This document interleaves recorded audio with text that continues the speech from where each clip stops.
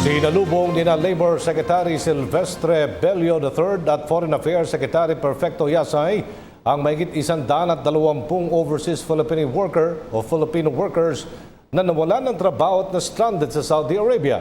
Agad namang ipinabot ng pamahalaan ang pinansyal na tulong sa mga Pilipinong nagbalik bansa kasabay ng pangakong tutulungan nila ang mga OFW na makuha ang kanilang sweldo na hindi pa naibibigay sa kanila. Ang ulat mula kay Sweden Velado. 129 na overseas Filipino workers mula Saudi Arabia ang sinalubong ni Labor Secretary Silvestre Bello kasama si Foreign Affairs Secretary Perfecto Yasay. Pasado alas 10 ng umaga ng Miyerkules, lumapag ang eroplanong lulan ang mga OFW sa NAIA Terminal 2. Balik bansa sila matapos magsara ang mga kumpanyang kanilang pinagtatrabahuhan bunsod ng patuloy na nararanasang financial at oil crisis sa gitnang silangan.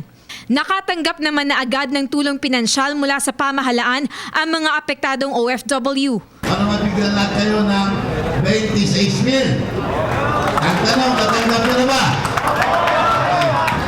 Pero yung 6,000 para sa sawa nyo yun.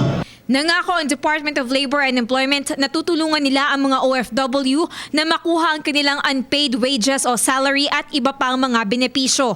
Yung sweldo nyo na hindi nyo natatanggap, aayusin ng mga abogado natin ito. Matandaan nyo, nagdala tayo ng abogado.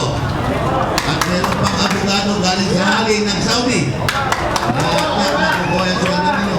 Yung sweldo ninyo at yung end of service, kukunin ng ating mga abogado doon.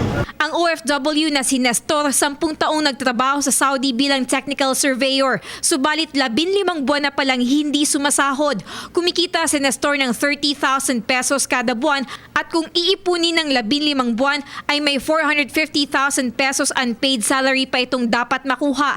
Sa kabila nito, malaki naman ang pasasalamat ni Nestor sa pamahalaan at kay Pangulong Duterte. Sobrang papasalamat kami sa gobyerno natin po ngayon. Hindi kami pinabayaan ng buhat nung naupo siya ng presidente. Talagang tinutukan kami mga overseas na Middle East.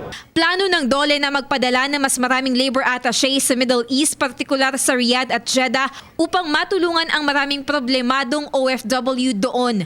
Para sa PTV News, Sweden Velado. Ako po si Cathy San Gabriel. Subscribe na sa PTV YouTube channel.